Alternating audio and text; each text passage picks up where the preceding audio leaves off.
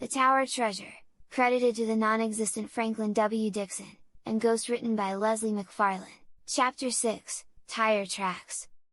Next day was Saturday, and immediately after breakfast the Hardy boys asked their mother to make up a lunch for them, as they intended to spend the day in the woods with a number of their school chums. Mrs. Hardy quickly made up a generous package of sandwiches, not forgetting to slip in several big slices of the boys' favorite cake, and the lads started out in the bright morning sunshine, with the whole holiday before them. They met the other boys, half a dozen in all, on the road at the outskirts of the town, and so, whistling and chattering and telling jokes, the group trudged along the dusty highway. Once in a while they would explore along the fences for berry bushes, and occasionally a friendly scuffle would start, to end with both laughing contestants covered with dust. When they reached the crossroads, Chet had not yet appeared, so they rested in the shade of the trees until at length the chubby youth came panting along the road, his lunch under his arm. "If I only had my roadster I wouldn't be late," he said, as he came up to them. "I've been so used to it that I've forgotten how long it takes to walk this far." "Well, are we all set?" asked Frank. "Everybody's here. Where are we going? What do you say to Willow Grove?" "All those in favor say aye," demanded Chet, and there was a chorus of aye from the crowd. "It's unanimous," Chet decided. "Willow Grove it shall be! Let's go!" Willow Grove was about a mile farther on. It was some distance in from the road, and was on the banks of Willow River, from which it got its name. It was an ideal place for a picnic, and as it was somewhat early in the season it was hardly likely that other parties from the city would be in the grove that day. Frank told the other boys about Chet's adventure with the auto horn, and the story was greeted with shouts of laughter, which were redoubled when Chet told how he had later jumped down from the wagon and run along behind, shouting to Lem Billers to give him a ride. "It was a shame," he confessed. "The poor old chap reined in his horses and made me come up and sit on the seat beside him. He asked me if I had walked very far, and then he told me all about his argument with the policeman and the chauffeur. I could hardly keep my face straight." When the boys reached the lane that led in toward Willow Grove from the main road, they broke into a run and raced into the woods, shouting and yelling like wild Indians. Once in the friendly shade of the trees they capered about in the joy of their Saturday freedom. Chet took charge of the lunches and stored them in a convenient clearing, and then began the rush for the river. The day passed in the usual fashion of such days. They swam, they ate, they loafed about under the trees, they played games at imminent risk of life and limb, they explored the woods, and otherwise enjoyed themselves with all the happy energy of healthy lads. Joe Hardy, who was an amateur naturalist in his way, went roaming off by himself during the afternoon while the other boys were enjoying their third swim of the day, and penetrated deeper into the woods. He poked about in the undergrowth, examining various flowers and plants that came to his attention, but discovered no specimens that he had not seen before. He was just on the point of going back to the other lads when he saw before him a small clearing. It was a part of the grove in which he had never been, so he plowed on through the bushes until he found himself in a clearing that appeared to be part of an abandoned roadway. It was in a low-lying part of the grove and the ground was wet. At one point it was muddy, and in this mud Joe saw something that aroused his curiosity. "Tire tracks, eh? There's been an automobile in here," he muttered to himself. "I wonder how on earth a car could get this far into the woods."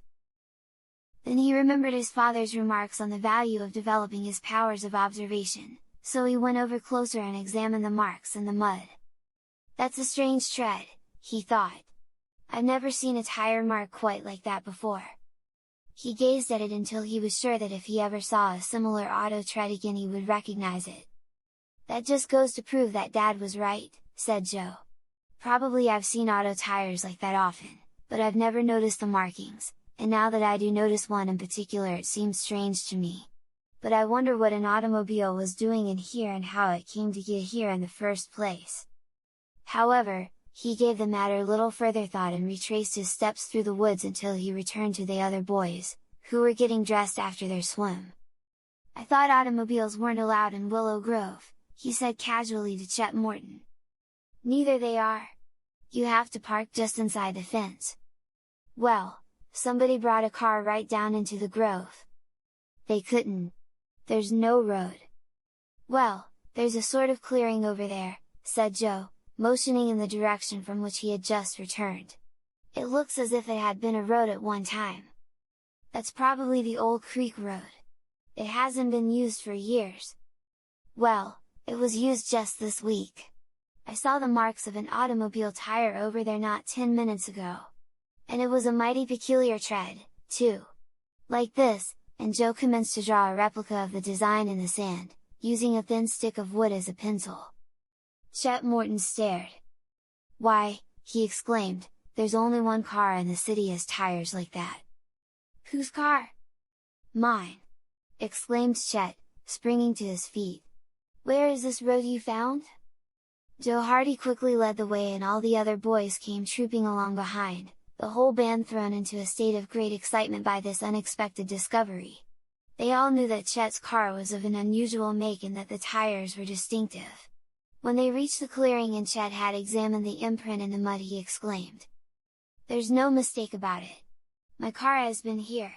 No other car in the city has a tread like that!" "Perhaps the car is still around here," suggested Frank quickly. "For all we can tell, the thief may have abandoned it and picked this road as a good place to hide it." "It would be an ideal place," agreed Chet. "This road leads off the main highway, and it isn't often used. Let's take a look around, anyway." The boys quickly scattered, some taking one side of the road, the rest taking the other. For a while the search continued without success, but at last Frank and Chet, who were following the abandoned road farther down, gave a simultaneous cry. "Here's a bypath!" Before them was a narrow roadway, overgrown with weeds and low bushes that almost hid it from view. It led from the abandoned road into the very depths of the wood. Without hesitation the two boys plunged into it. The narrow roadway widened out farther on, then wound about a heavy clump of trees, until it came to an end in a wide clearing. And in the clearing stood Chet Morton's lost roadster. "My car!" yelled Chet, in delight. His shout was heard by all the other boys, and the sound of snapping twigs and crackling branches soon told Frank and Chet that the others were losing no time in reaching the scene. Chet's delight was boundless. He examined the car with minute care, in every particular, while the other boys crowded about. At last he straightened up with a smile of satisfaction. "She hasn't been damaged a bit! All ready to run! The thief just hid the old bus in here and made a getaway! Come on, fellows, we don't walk back home today! We ride!" He clambered into the car and in a few seconds the engine roared. There was sufficient room in the clearing to permit him to turn the roadster about, and when he swung the car around and headed up the bypath the boys gave a cheer and hastened to clamber on board. Lurching and swaying, the roadster reached the abandoned road and from there it was an easy run to the main highway. In spite of the fact that it had been left in the bush for probably a week, the roadster was in perfect condition and the engine ran smoothly. Joe was given the seat of honor beside the driver, because he had discovered the tire marks that had led to the recovery of the car, and the other boys distributed themselves as best they could. They clung to the running boards, hung precariously to the back, and one lad even straddled the hood. In this manner the triumphal procession returned to Bayport. But as the cheering lads came down the main street they noticed that there was an unwanted air of excitement in the town. People were standing on the street corners in little groups, talking earnestly, and when the boys spied Detective Smuff, of the police force, striding along with a portentous frown, they called out to him. "What's on your mind today, detective?" Chet got his car back. "I've got something more important than stolen cars to worry about," declared Detective Smuff. "The Tower Mansion has been robbed,